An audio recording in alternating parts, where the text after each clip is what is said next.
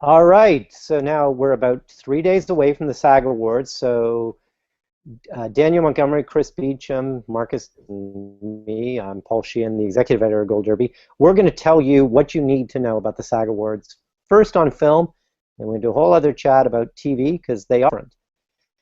But on the film side, what's really interesting about the SAG Awards versus the Oscars is that as a group, we and the collective are predicting that Birdman's going to win Best Ensemble, which is kind of the equivalent of Best Picture, not Boyhood. Now, I say as a collective because, Chris, you're not even saying Birdman, are you? Well, who are you predicting to win Best Ensemble?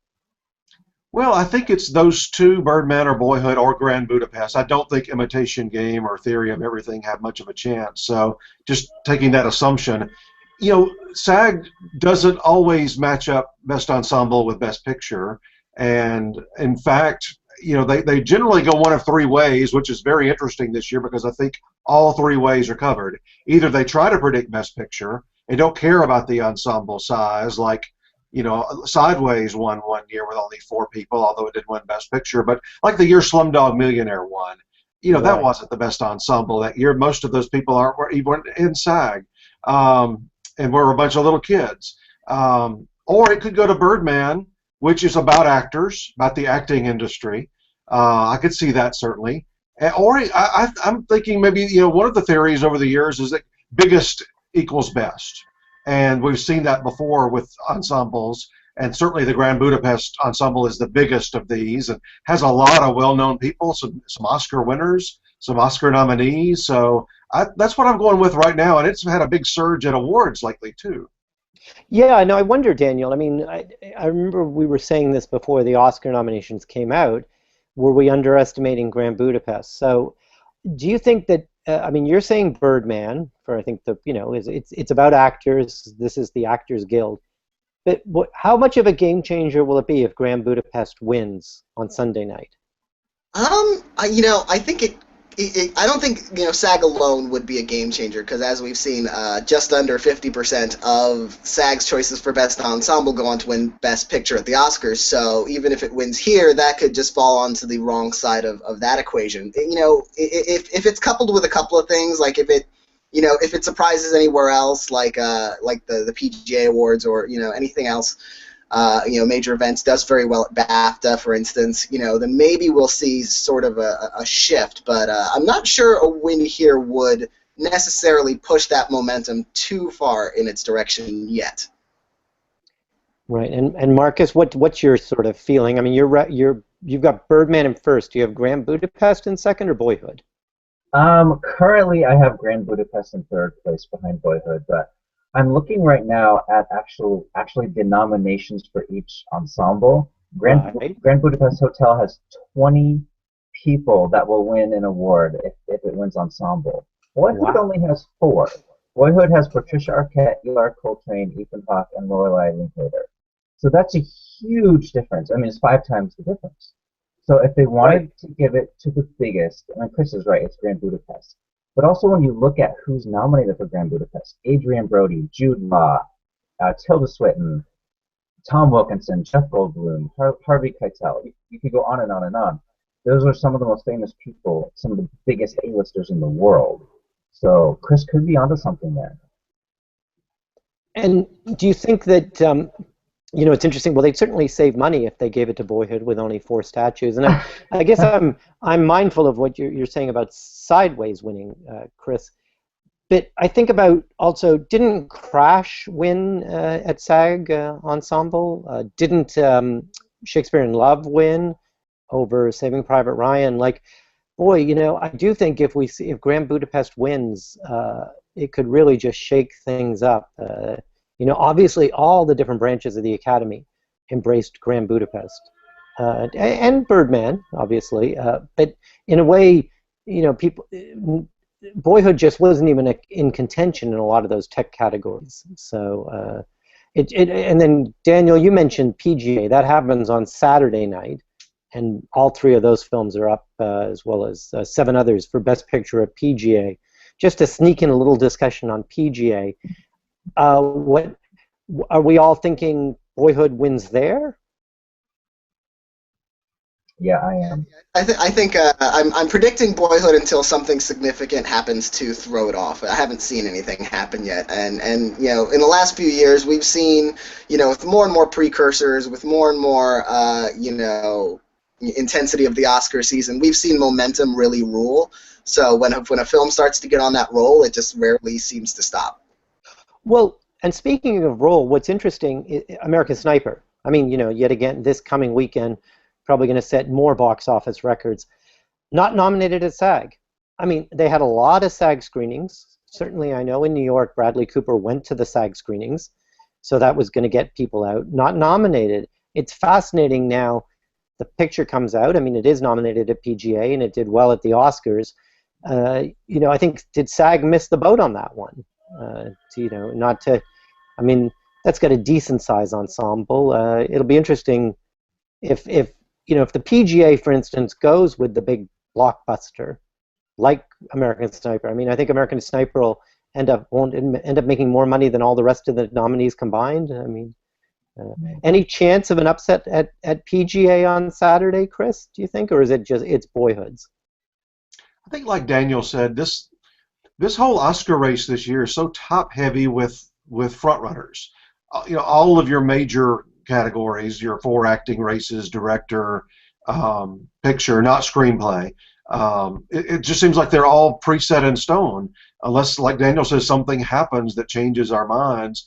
It's funny though, a lot of the technical categories this year that lately, like a Gravity or a Life of Pi, would dominate. We don't have that this year. So in terms of, we may all get all the major categories completely right at the Oscars, predicting them, but we may just stumble and fumble our way through all these technical categories this year. So, but in terms of the PGA, then it's you can't I think imagine. it's Boyhood. I can't imagine anything's upsetting it at this point. Yeah.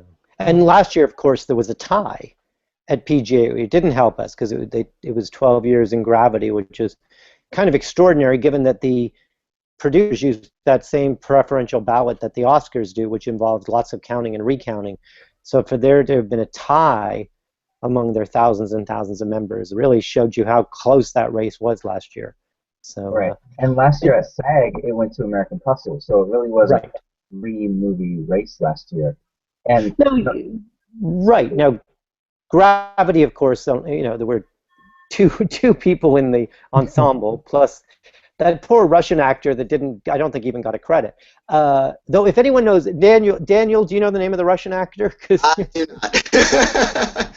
He's our go-to guy when it comes to hard to pronounce names. Yeah, no, it's interesting that Hustle got it over 12 years at SAG last year, because SAG, 12 Years a Slave had a pretty big ensemble with some names in it.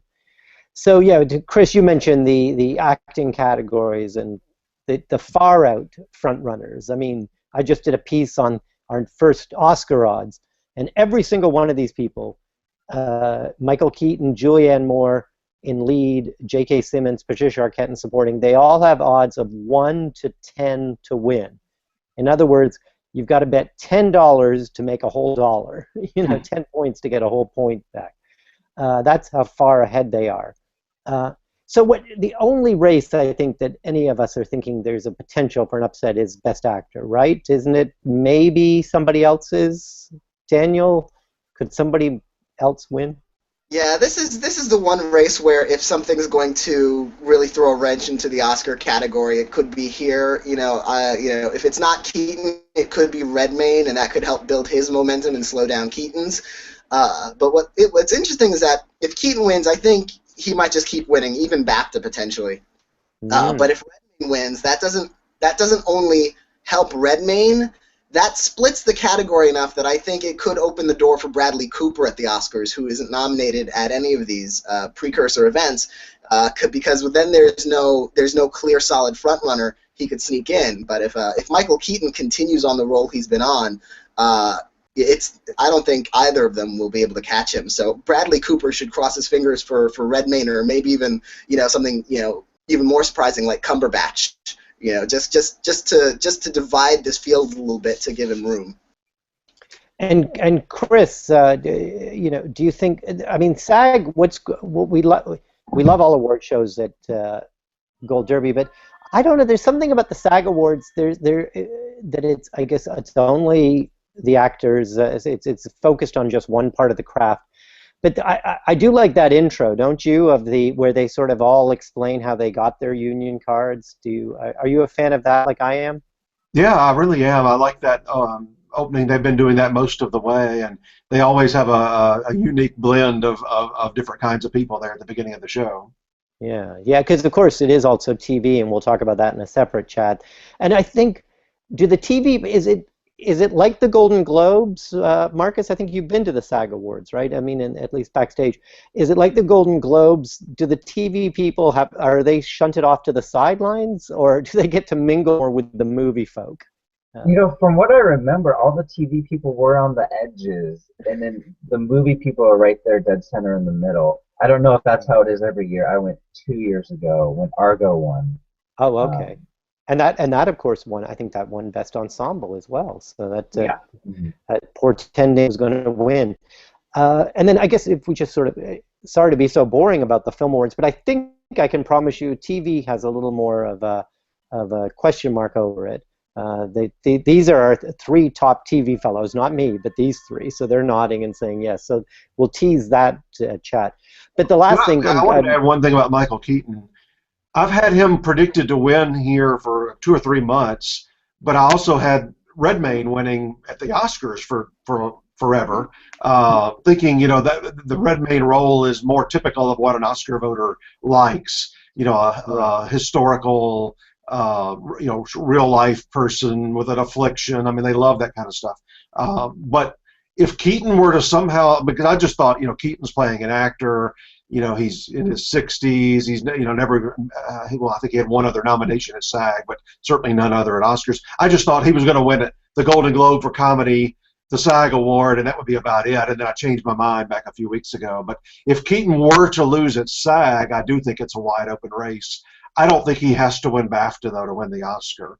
But the only advice I would give him, he went on stage so often at the Critics' Choice Awards. If he goes on, if they win both for himself and the ensemble, I would highly recommend that Emma Stone or Edward Norton or somebody give the speech, because I'm honest here. He runs the risk of being on stage so often that voters might look at a Cooper or a Redmayne later on and go, Oscar voters, and go, boy, I'm sick of hearing him. He's been on stage so often. Well, it's so interesting you mentioned that, and we always talk about these shows as auditions. And a great friend of Gold Derby, Thelma Adams, just wrote a really wonderful profile of Julianne Moore in the New York Observer that we put into our Oscar news today. And Julianne Moore says very candidly that really part of the tough part is to make these acceptance speeches fresh and different. That you don't want to be saying the same thing. I mean, that you have to strategize to that level. I mean, it really is akin to politics, that your stump speech has to change somewhat, award show in, award show out. So it'll be interesting to see what she does, assuming she wins on Sunday night. Now, the other thing, we do know, we already know one winner, and I'll turn again to Chris for this. So Debbie Reynolds, what do you make of Debbie Reynolds getting this Lifetime Achievement Award? Chris, did that make you happy, or was there somebody that you were sort of secretly hoping would get it instead? I like it a lot. They've done so many TV people lately, and she's done some television, but she's more known for film. The thing I like most about the SAG Life Achievement Award, and that's why you haven't seen certain people get it, is they have a combination of your career and philanthropy or charity work or something like that. You have to be known for being involved in some way in that too. And I like that. I like that combination. I like the fact that Carrie Fisher is going to present the award to her, because they had a strained relationship long way back. And so anyway, I think it's going to be a really nice segment. And is Meryl Streep going to be there on Sunday? Speaking of Carrie Fisher. She's not scheduled to present as far as I know, and I don't know that she'll be there. I just don't know. I mean, okay. She really doesn't have much of a chance to win. So right. No, just curious that she played Carrie Fisher in Postcards from the Edge, which was based on certainly inspired by Carrie Fisher's life as the daughter of Debbie Reynolds. All right, well, I mean, it's a fun show to watch. It's nice and tight, 2 hours, and there's always some nice moments. So anyway, we'll be back in a minute and talk TV.